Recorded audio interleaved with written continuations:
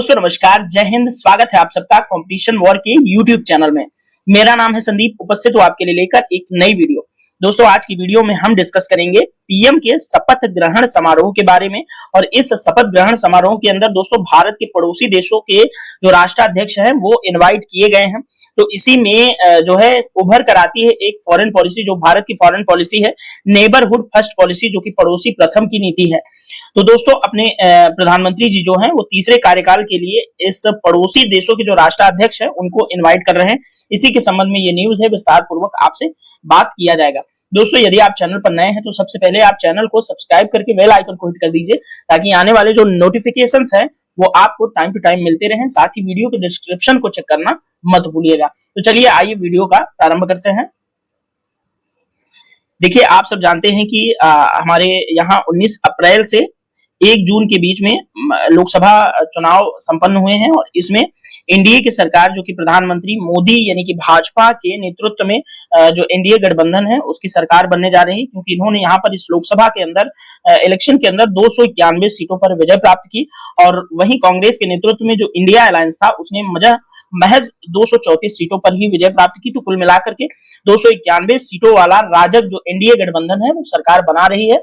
और उसके नेता हैं प्रधानमंत्री नरेंद्र मोदी जी, और वो अब अपने तीसरे कार्यकाल के लिए एनडीए के नेता के रूप में प्रधानमंत्री की शपथ जो है लेंगे। ठीक है, तो इसी के संबंध में ये न्यूज है, विस्तार पूर्वक आपसे बात करेंगे। यहाँ पर इस फिगर को इसलिए मैंने शामिल किया जिससे आपको थोड़ा सा समझ में आए कि एनडीए यानी कि राजग ने भाजपा के नेतृत्व में कितनी सीटें प्राप्त की थी। तो भाजपा ने सिर्फ 240, और ये एनडीए है पूरा जो राष्ट्रीय जनतांत्रिक गठबंधन था, इसने टोटल 291 सीटें प्राप्त की। तो अब ये फाइनली सरकार बनाने जा रहे हैं।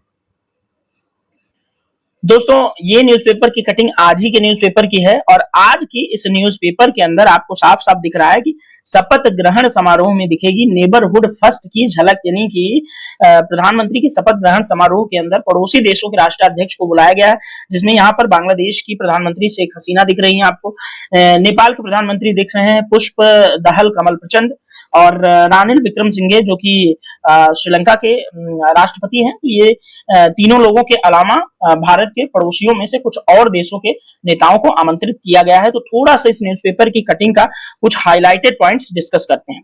जैसे कि 9 जून 2024 को प्रधानमंत्री अपने तीसरे कार्यकाल के लिए शपथ ग्रहण करेंगे, और इस शपथ ग्रहण समारोह के अंदर नेबरहुड फर्स्ट की झलक दिखेगी, जिसमें समारोह में 7 पड़ोसी देशों की सरकारों के प्रमुखों के उपस्थित होने की संभावना है। इसमें बांग्लादेश की पीएम शेख हसीना होंगी, नेपाल के पीएम होंगे पुष्प कमल दहल प्रचंड, और श्रीलंका के राष्ट्रपति होंगे रानिल विक्रमसिंघे। इस समारोह का हिस्सा बनेंगे, ऐसी आधिकारिक पुष्टि अभी तक आ चुकी है। ठीक है, शेख हसीना शुक्रवार को ही यानी कि 7 जून को ही, यानी आज ही नई दिल्ली में पहुंचने वाली होंगी। और मालदीव के राष्ट्रपति मोहम्मद मोइजो, जिससे पिछले दिनों काफी तलखी रही हमारे गवर्नमेंट की, वो भी आमंत्रित किए गए हैं शपथ ग्रहण समारोह के अंदर। ठीक है, और उन्होंने इस समारोह के आमंत्रण को स्वीकार भी किया है। तो इसका मतलब है कि मोहम्मद मोइजू भी आ रहे हैं भारत। साथ ही भूटान, सेशल्स और मॉरिशस के जो प्रधानमंत्री हैं उनको भी आमंत्रण भेजा गया है, और उनके द्वारा इस आमंत्रण को स्वीकार कर लिया गया है। और विदेश मंत्रालय की तरफ से इन मेहमानों के आने की पुष्टि की गई है। ठीक है दोस्तों, पीएम मोदी ने अपने पहले शपथ ग्रहण समारोह में, यानी कि 2014 के अंदर जब वो प्रधानमंत्री बने थे, तो उस समारोह के अंदर उन्होंने दक्षेस संगठन के सभी जो सदस्य देश हैं उनके प्रमुखों को आमंत्रित किया गया है। दक्षेस दोस्तों अपने भारत के आसपास के जो पड़ोसी देश हैं उनका एक संगठन है। भारत के साथ भी भारत भी इसमें जो है सम्मिलित है, जिसमें मुख्य रूप से पाकिस्तान, नेपाल, बांग्लादेश, अफगानिस्तान और जो है श्रीलंका वगैरह जैसे देश शामिल हैं। और दोस्तों मोदी जी के दूसरे कार्यकाल के अंदर भी जो है पड़ोसी देशों के प्रमुखों को ही आमंत्रित किया गया था। क्योंकि इस बार चुनाव के नतीजे आने के 3 दिन बाद ही, यानी कि फटाफट शपथ ग्रहण समारोह हो रहा है, इसलिए ज्यादा विदेशी मेहमानों को आमंत्रित नहीं किया गया। ऐसे में पाकिस्तान और चीन के अलावा दूसरे देशों व हिंद महासागर में स्थित जो करीबी पड़ोसी देश हैं, जिसमें मॉरिशस और सेशल्स है, उनकी सरकारों के प्रमुखों को ही आमंत्रित किया गया है। शेख हसीना के बारे में बताया, वो तीसरी बार यानी कि पिछले 2 शपथ ग्रहण समारोहों में आ चुकी हैं, और वो तीसरी बार पीएम के शपथ ग्रहण समारोह में आकर शोभा बढ़ाएंगे। जेलेंस्की यानी कि यूक्रेन के जो राष्ट्रपति हैं, वो भी प्रधानमंत्री जी को अपने तीसरे कार्यकाल के लिए और इस चुनाव को जीतने के लिए उन्होंने बधाई दी। ठीक है, यूक्रेन के राष्ट्रपति ने प्रधानमंत्री जी को अपने यहाँ आने के लिए भी आमंत्रित किया। साथ ही जो है राष्ट्रपति अमेरिका के जो बाइडेन जी ने भी प्रधानमंत्री जी को चुनाव में जीत की बधाई दी। ठीक है, और उसके बाद प्रधानमंत्री ने जो बाइडेन के इस जो है कांग्रेचुलेशंस का जो है अपने सोशल मीडिया चैनल एक्स पर जो है उसकी प्रतिक्रिया भी दी। उसके बाद दोस्तों इजराइल के प्रधानमंत्री बेंजामिन नेतन्याहू की आप जानते हैं कि प्रधानमंत्री मोदी के साथ बहुत अच्छा उनका जो है फ्रेंडशिप है, तो इसलिए उन्होंने भी बेंजामिन नेतन्याहू ने भी मोदी जी को बधाई दी। आर्मेनिया के राष्ट्रपति ने भी प्रधानमंत्री को बधाई दी। साथ ही ऑस्ट्रेलिया के जो पीएम है एंथनी अल्बनीज, आप जानते हैं कि प्रधानमंत्री की उनसे भी बहुत अच्छी जो है दोस्ती है। साथ ही कनाडा के पीएम ने भी जो है बधाई दी। इत्यादि लोगों ने जो है प्रधानमंत्री को उनके इस जीत के लिए बधाई दी। ठीक है, आगे एक न्यूज़पेपर की कटिंग और डिस्कस करते हैं। देखिए ये जनसत्ता न्यूज़पेपर की कटिंग है जिसमें सेम वही बातें दोहराई गई हैं। अब इस जो है कटिंग को मैं आपको पढ़ पढ़ के नहीं सुनाऊंगा न बताऊंगा, आप वीडियो को थोड़ा सा पॉज कीजिएगा और पूरा अच्छे से पढ़िएगा। जिसमें देखिए पहले ही शीर्ष नेताओं की बात देशों की को मेंशन कर दिया गया, जैसे बांग्लादेश, श्रीलंका, मालदीव, भूटान, नेपाल, मॉरिशस, सेशल्स, इन सब देशों के नेता जो है इस शपथ ग्रहण समारोह के अंदर भारत में आने वाले हैं। ठीक है, और यहाँ पर भी देख लीजिए सारा कुछ दिया हुआ है। मौजू के बारे में बताया गया है, फिर राष्ट्रपति विक्रम सिंघे जो श्रीलंका के राष्ट्रपति उनके बारे में, फिर शेख हसीना, फिर पीएम जो भूटान के पीएम हैं तो टोबगे उनके बारे में। ठीक है, तो सार्क संगठन के स्पेशली नेता जो है इनके पिछले कार्यकालों में जो शपथ ग्रहण समारोह है उसमें आ चुके हैं। ठीक है, तो यही सब बातें की गई हैं। अब आइए आपसे मुख्य रूप से मैं बात करने का उद्देश्य ये है कि नेबरहुड फर्स्ट जो पॉलिसी है उसको बताना। तो आपसे थोड़ा सा नेबरहुड यानी कि भारत की प्रथम पड़ोस नीति के बारे में डिस्कस करते हैं। आइए बात करेंगे विस्तार पूर्वक। तो चलिए आइए विस्तार पूर्वक बात करेंगे नेबरहुड फर्स्ट पॉलिसी के बारे में। देखिए यहाँ ये कंटेंट आपको कहाँ काम आ सकता है, किसी भी स्टेट या यूपीएससी के आप मुख्य परीक्षा दे रहे हैं तो कई बार अंतरराष्ट्रीय खंड वाले जो है प्रश्न के अंदर आपसे ये प्रश्न किया जा सकता है कि भारत की नेबरहुड फर्स्ट पॉलिसी के बारे में विस्तार पूर्वक वर्णन करते हुए बताइए कि ये किस तरह से भारत के फॉरेन पॉलिसी यानी कि विदेश नीति का एक महत्वपूर्ण अंग है तथा इससे किस तरह से भारत विदेशी जो चैनल है यानी कि विदेश का जो पार्ट है उसमें किस तरह से भारत स्ट्रांग होता दिखता है। आप सब जानते हैं कि प्रधानमंत्री जो पूर्व प्रधानमंत्री बीजेपी के रहे हैं श्री अटल बिहारी वाजपेयी जी, उन्होंने कहा था कि आप मित्र बदल सकते हैं लेकिन पड़ोसी नहीं। तो इसीलिए इसी नीति पर बीजेपी गवर्नमेंट फोकस कर रही है। इसीलिए नेबरहुड फर्स्ट पॉलिसी के ही तहत अपने आसपास के पड़ोसी देशों के राष्ट्राध्यक्ष को अपने शपथ ग्रहण समारोह के अंदर तीसरी बार जो है प्रधानमंत्री मोदी द्वारा इनवाइट किया जा रहा है। तो आइए नेबरहुड फर्स्ट पॉलिसी को देखते हैं।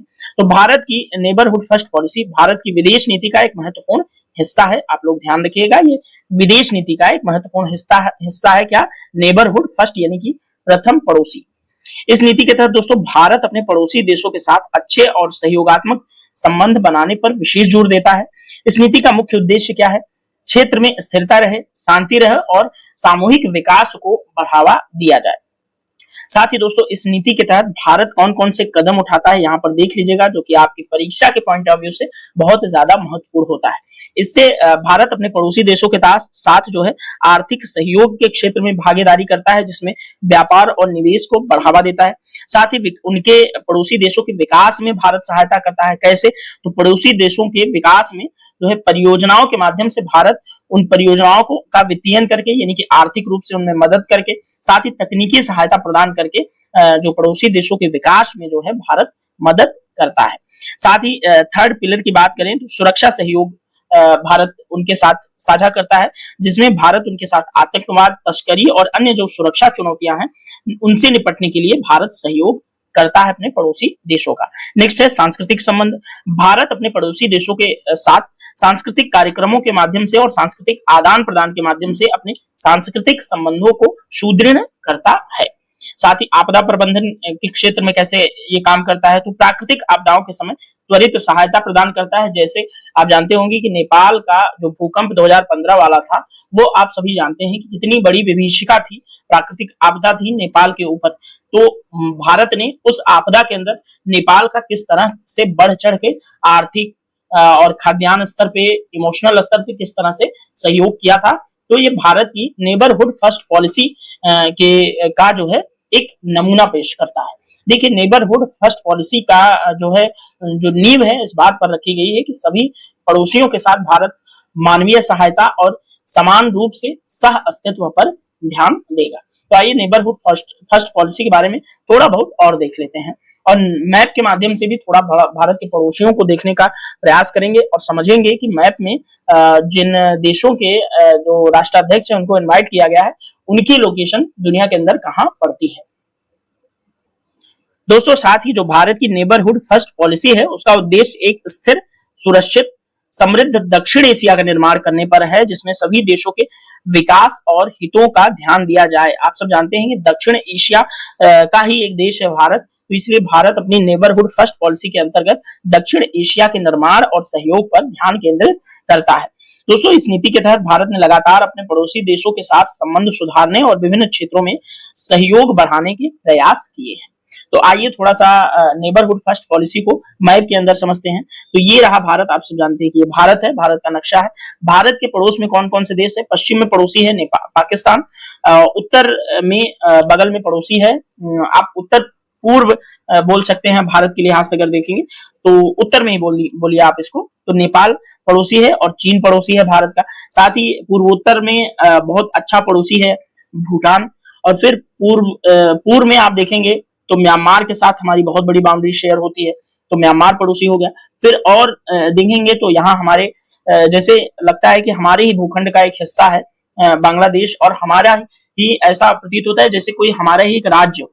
तो आप सब जानते हैं कि 1971 से पूर्व जो है जो बांग्लादेश था वो पाकिस्तान, जब 1947 में दो भागों में पाकिस्तान खुद भारत दो भागों में डिवाइड हुआ, एक पाकिस्तान बना एक भारत, उसमें पाकिस्तान भी दो हिस्सों में बना था। एक पाकिस्तान ये पश्चिम वाला पाकिस्तान, एक ये बांग्लादेश था जो पूर्वी पाकिस्तान था, जो 1971 की युद्ध से पहले इसको भी, बांग्लादेश को भी पूर्वी पाकिस्तान के ही नाम से जाना जाता था। 1971 में बांग्लादेश जो है ने एक क्रांति की जिसमें पाकिस्तान से भारत के सहयोग से बांग्लादेश आजाद हुआ और ये पूर्वी पाकिस्तान आजाद हुआ और एक नए देश के रूप में, बांग्लादेश के रूप में दुनिया के नक्शे पर उभर कर सामने आया। और ये आज विकास के क्रम में जो पश्चिमी पाकिस्तान है, आज का पाकिस्तान, उससे कहीं अधिक आगे निकल गया है, क्योंकि यहाँ के जो राष्ट्राध्यक्षों ने अपने देश की जनता को काफी ज्यादा प्रॉस्पेरिटी और समृद्धि और सुख प्रदान किया है।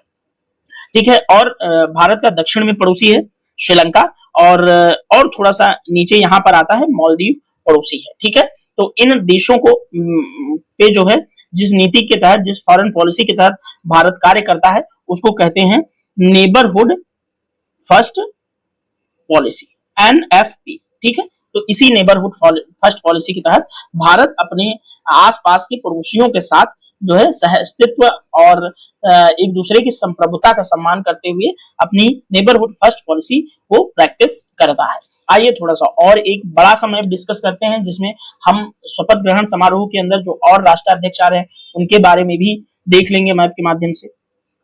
देखिए, इस मैप को थोड़ा अच्छे से समझिएगा, ये पूरा साउथ एशिया को लगभग कवर कर रहा है। तो इसमें यहाँ आपको भारत दिख रहा है, भारत के पड़ोस में यहाँ आपको पाकिस्तान, यहाँ आपको चाइना, यहाँ आपको म्यांमार दिखेगा, उसके बाद इधर थाईलैंड वगैरह आ जाएंगे, फिर यहाँ पे आपको बांग्लादेश दिखेगा, बांग्लादेश यहाँ पर, और यहाँ पर आपको भूटान दिखेगा।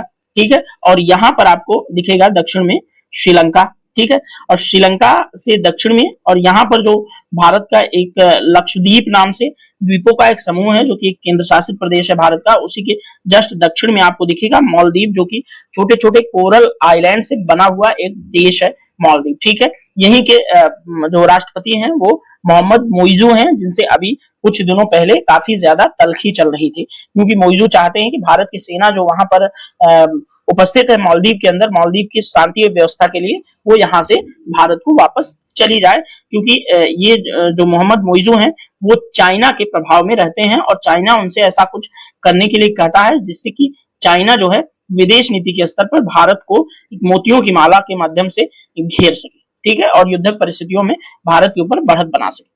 ठीक है, अब यहाँ पर थोड़ा सा और मैप को कुछ इरेज करके कुछ और बातें समझते हैं। जैसे सेशल्स के भी प्रधानमंत्री को जो है न्योता भेजा गया है। तो सेशल्स कहाँ है?